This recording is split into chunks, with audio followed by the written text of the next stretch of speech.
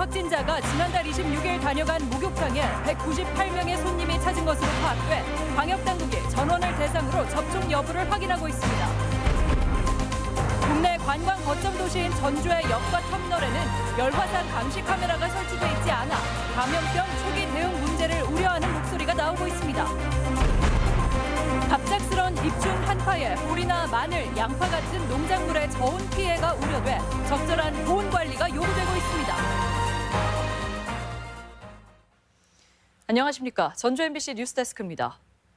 뒤늦게 8번 확진 환자의 동선에 포함된 군산 목욕탕의 경우 현장 CCTV 확인이 어려워 시민들의 잦은 신고가 중요한데요. 최대 198명이 방문한 것으로 추정됩니다. 지금까지 목욕탕에서만 34명의 접촉자를 파악했는데 나머지는 신원 파악이 늦어지고 있어 더욱 적극적인 신고가 필요합니다. 한범수 기자입니다. 군산의 한 대중 목욕탕. 8번째 확진 환자인 62살 여성이 이곳을 방문한 시간은 지난달 26일 오후 2시부터 4시까지 2시간 남짓입니다. 3차 감염을 막기 위해 방역을 서둘러야 했지만 확진자의 이용 사실이 늦게 알려졌고 입구 이외에 CCTV가 없어 조사 대상을 특정하기 어려웠습니다. 방역당국은 방문자의 자진 신고를 촉구하는 문자 메시지를 보내는 등 홍보를 계속하고 있습니다. CCTV라든지 여러 가지 활용하는 방법들이 동원이 됩니다만 방문하신 분들의 전화를 통해서 특정하는 데 가장 효과적이기 때문입니다. 입구 CCTV와 결제 기록 등을 통해 비슷한 시각 목욕탕을 찾은 사람은 최대 198명으로 추정됩니다. 확진자와 함께 여탕을 이용한 사람은 84명입니다. 지금까지 확인된 접촉자는 목욕탕에서만 34명으로 모두 자가 격리가 이뤄지고 있습니다. 전라북도는 나머지 목욕탕 방문자의 경우 여전히 신원이 확인되지 않고 있다며 시민들의 더욱 적극적인 신고를 요구하고 있습니다. 또 당일 여탕에 들어가지 않은 남성 방문자 역시 확진자와 마주쳤을 가능성이 있다며 이들에게도 자가 격리를 요청할 계획입니다. MBC 뉴스 한범수입니다.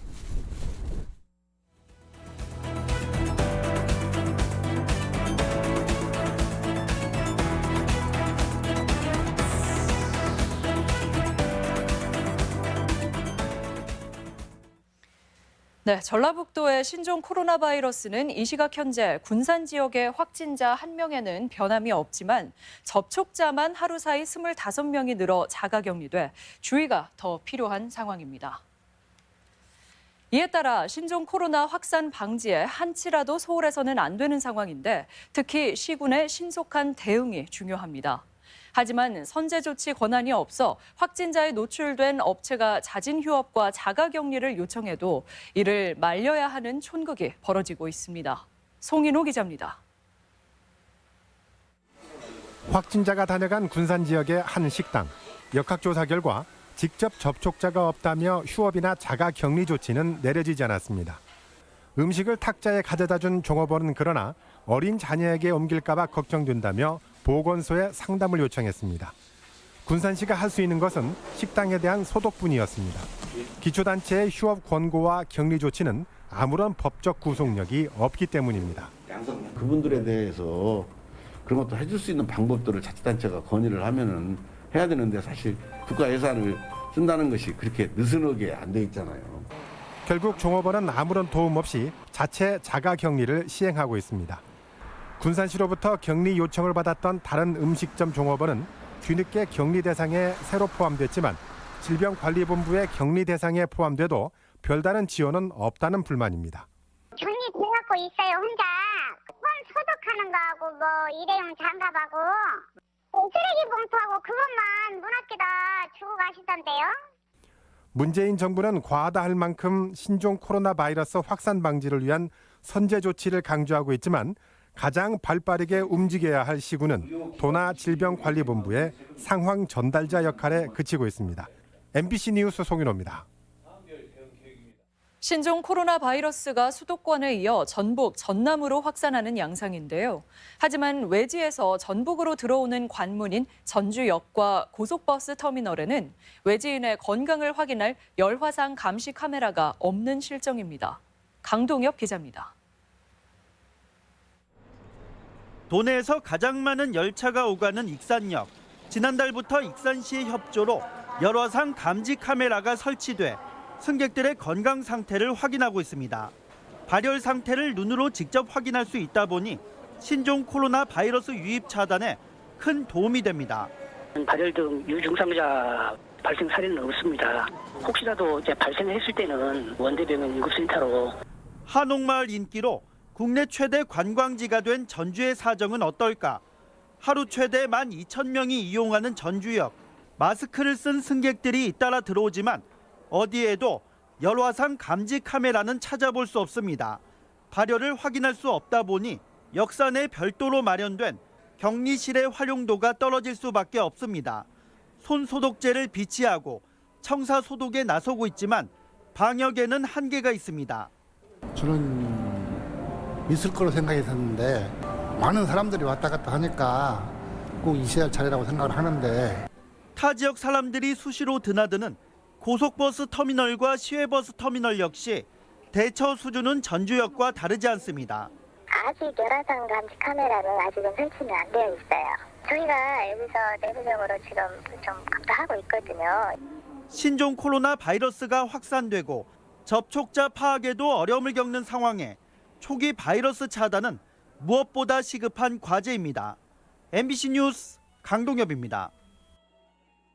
대학마다 신종 코로나 바이러스 감염병 확산 방지를 위해 이달 중에 개최하려던 각종 행사를 취소하거나 규모를 대폭 축소했습니다. 개학을 앞두고 귀국하는 중국인 유학생 관리에도 비상이 걸렸습니다. 임홍진 기자입니다. 전북대는 이달 중순으로 예정된 입학식을 열지 않고 신입생 오리엔테이션은 무기한 연기했습니다. 개강 모임이나 동아리 회합 등 많은 학생이 참석하는 행사들은 연기하거나 자제해 줄 것도 요청했습니다. 졸업식도 최대 100명 정도만 참석시켜 단출하게 치른다는 계획입니다. 대다수 학생들이 마스크를 쓰는 등 감염병에 대비하고 있고 이미 입국한 몇몇 중국인 유학생들은 학교 생활관에 격리 수용되고 있습니다. 이쪽 건물 7층 그리고 이쪽 건물 9층에 따로 한 명씩 들어온 학생들은 따로 격리를 하고 있습니다. 그러니까 따로 증상이 있는 건 아닌데. 대학 측은 이달 하순 중국인 유학생 600여 명이 속속 입국하는 대로 중국 현지 경유지를 조사하고 검진을 실시한 뒤 조치하기로 했습니다. 중국 유학생들에게는 2주 정도 계약을 연기할 방침을 지금 마련하고 있고 확정이 되면 통지를 해서 귀국을 2주 정도 미룰 예정이고. 비상대책 상황실장을 총장으로 격상시킨 원광대학교는 졸업식과 입학식 모두 취소했습니다. 전체 구성원들의 최근 중국 방문 여부도 파악해 자료화하고 있습니다. 중국인 유학생 440여 명에 대해 이달 말까지 입국을 연기시키고 특히 후베이성 체류자 2명은 아예 입국을 금지했습니다. 입국하고 있거나 입국이 불가피한 학생의 경우에는 저희들이 인천공항 입국서부터 학교에 이르는 모든 동선을 우리 상황실에서 체크하고 중국인 대학원생들의 석박사 수업은 인터넷을 활용한다는 방침입니다. 다른 대학들의 사정도 엇비슷합니다. 도내에 재학 중인 중국인 유학생은 모두 3,300여 명. 감염병을 차단하면서 이들을 학생 자원으로 확보하느라 대학마다 안간힘을 쓰고 있습니다. MBC 뉴스 임홍진입니다.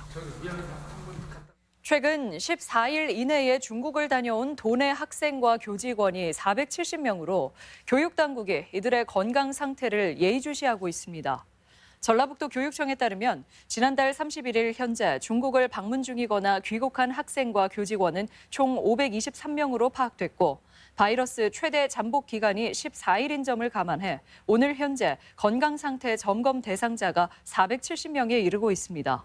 도교육청은 아직까지 이상 증상자가 없어 격리자는 발생하지 않았다고 밝혔습니다. 신종 코로나 바이러스 대응을 위한 긴급 대책회의가 열렸습니다. 도청 종합상황실에서 열린 회의에는 군산 검역소와 전주 출입국 사무소, 도내 대학과 의료계 등은 유관기관이 참여해 도내 확진 환자와 접촉자 관리 상황을 공유했습니다. 의료계는 중국인 입국 문제를 적극적으로 대응할 필요가 있다는 의견을 나타냈고, 석도 국제회리 측은 감염병이 안정세에 접어들 때까지 화물만 취급하겠다고 밝혔습니다. 봄의 길목이라는 입춘이지만 강추위가 몰려오면서 계절이 거꾸로 가는 게 아닌지 걱정이 많습니다.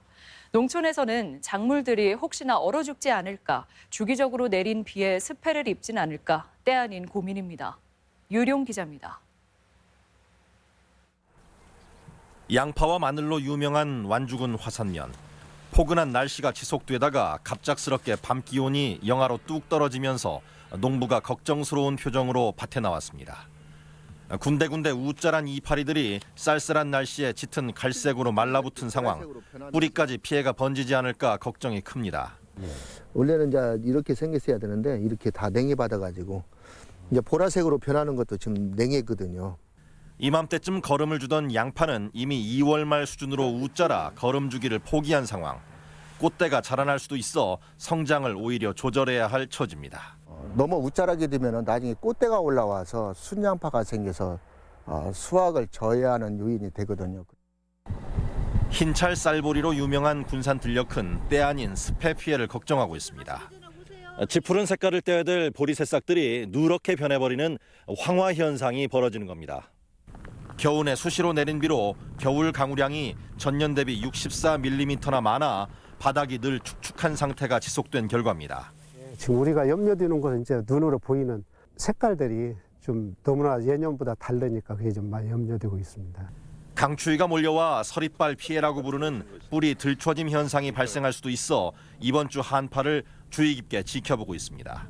젖은 상태에서 갑작스러운 한파가 온다든가 이렇게 되면 자칫 서릿발 피해를 입을 수 있기 때문에 첫 번째는 배수 관리가 아무래도 중요하고요.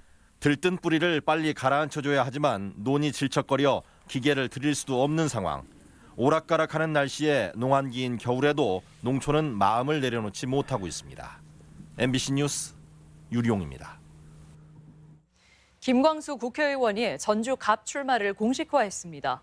김광수 의원은 도의회에서 기자회견을 열고 임기 동안 지역 인재 의무 채용 등 150건의 법안을 대표 발의했다며 인물과 능력으로 평가해달라고 말했습니다.